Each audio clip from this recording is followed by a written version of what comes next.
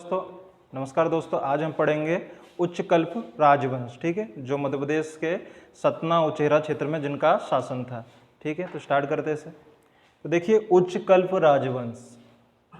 ठीक है, तो उच्चकल्प राजवंश इसके बारे में देखिए कि ये बताया जाता है कि इनका शासन क्षेत्र कहाँ था। ठीक है, तो उच्चकल्प राजवंश। ठीक है, तो इनका शासन कहाँ था, इस वंश का शासन कहाँ पर था, तो सतना में। ठीक है, कहाँ पर, सतना में उचेहरा। ठीक है, उचेहरा सतना में इनका शासन था। ठीक है, उच्चकल्प राजवंश का जो शासन कहाँ पर था, उचेहरा सतना में, मतलब ये आधुनिक नाम है। ठीक है, तो उच्चकल्प जो है आधुनिक नाम क्या है इसका, उचेहरा। ठीक है, उचेहरा सतना। ठीक है, किसका, उच्चकल्प। अब यहां से देखिए कि इस वंश के प्रथम शासक कौन थे, ओगदेव। ठीक है, तो प्रथम शासक का नाम क्या है, कि जो सर्वप्रथम शासक है इनके, तो प्रथम शासक का नाम क्या है, ओगदेव।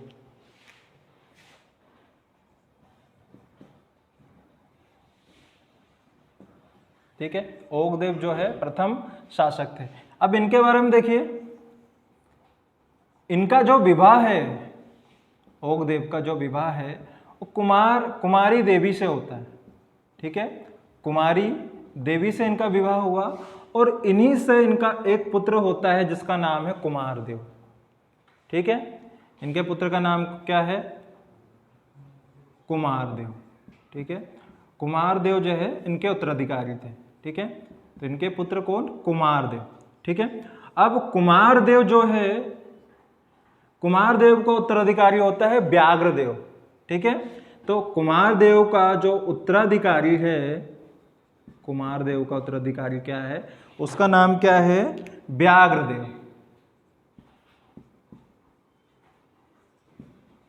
ठीक है, व्याघ्रदेव।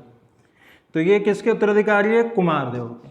अब व्याघ्रदेव के बाद इनका उत्तराधिकारी कौन है, जयनाथ। ठीक है, जयनाथ। ठीक है, और जयनाथ के बाद कौन आता है, सर्वनाथ। ठीक है, जयनाथ के बाद सर्वनाथ। ठीक है, तो ये जो है उच्चकल्प राजवंश की वंशावली। ठीक है, अब यहां से देखिए व्याघ्रदेव जो है, इनके बारे में इनके कुछ ताम्रपत्र मिले हुए हैं। ठीक है, इनके ताम्रपत्र में क्या, इनके जो ताम्रपत्र कहां से मिले हुए हैं, इनके जो ताम्रपत्र प्राप्त हुए हैं, इनके ताम्रपत्र प्राप्त हुए कहां से, नचने की तलाई। ठीक है, नचने की तलाई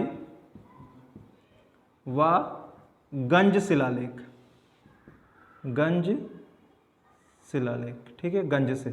ठीक है, जिसपे इन्हें क्या बोला जा रहा है, बकाटक नृपति का मांडलिक। ठीक है, क्या बोला जा रहा है इन्हें। ठीक है, तो इन्हें क्या कहा गया है, बकाटक नृपति का मांडलिक।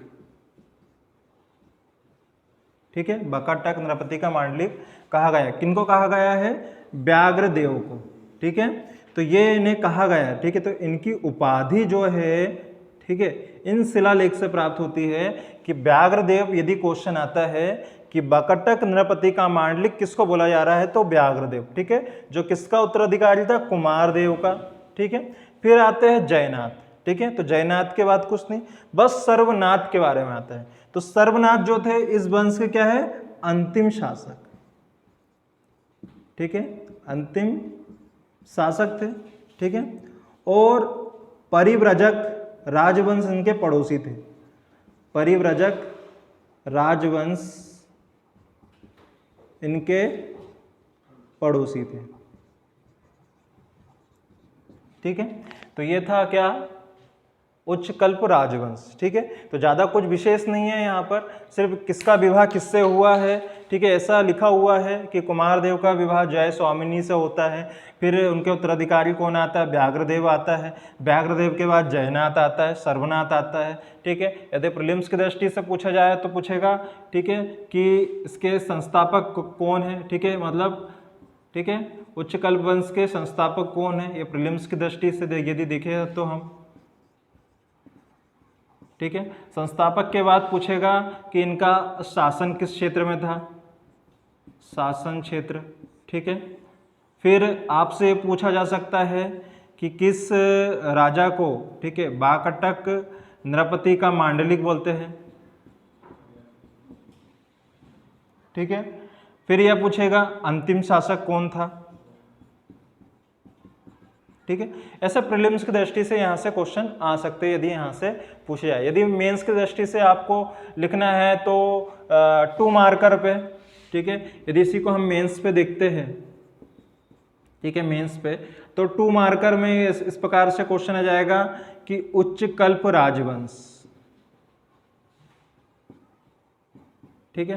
तो आपको बताना चाहिए कि उच्च कल्प राजवंश जो है, ठीक है, इसके संस्थापक कौन थे, ठीक है, और शासन क्षेत्र बताना पड़ेगा आपको, और प्रमुख शासक, ठीक है। यदि आपके पास स्पेस है तो इतना लिख के आप 10 से 20 शब्दों में इनके बारे में लिख सकते हैं कि संस्थापक कौन था, ओघदेव था, उचेरा सतना में इनका शासन क्षेत्र था, और प्रमुख शासक में आप व्याघ्रदेव, उज्जयनाथ और सर्वनाथ का नाम लिख सकते हो, ठीक है। यदि ये क्वेश्चन यहाँ से 7 मार्कर पे आता है, ठीक है, तो 7 मार्कर में आपको तो एक पृष्ठभूमि बताना पड़ेगा, ठीक है, पृष्ठभूमि बताना पड़ेगा। पहले छोटी सी पृष्ठभूमि 1 से 2 लाइन की कि उचेरा सतना के पास पर, ठीक है, उचेरा सतना क्षेत्र पे ही उच्च कल्प राजवंश का शासन क्षेत्र था, ठीक है। और फिर वहाँ से आपको बता देना है कि प्रथम शासक कौन थे, ओघदेव थे, और विवाह कुमारी देवी से हुआ, और ये परिव्रजक राजवंश के पड़ोसी थे। तो इस प्रकार से इनके बारे में थोड़ा थोड़ा करके आप